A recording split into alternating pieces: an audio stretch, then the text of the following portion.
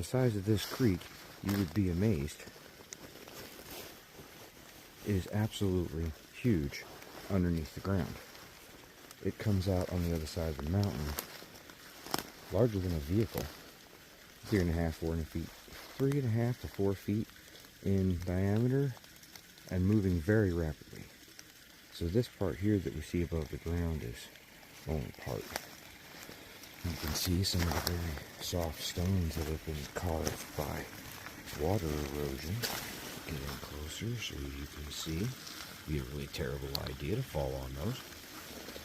As you can see in here, there's a bunch of different stones.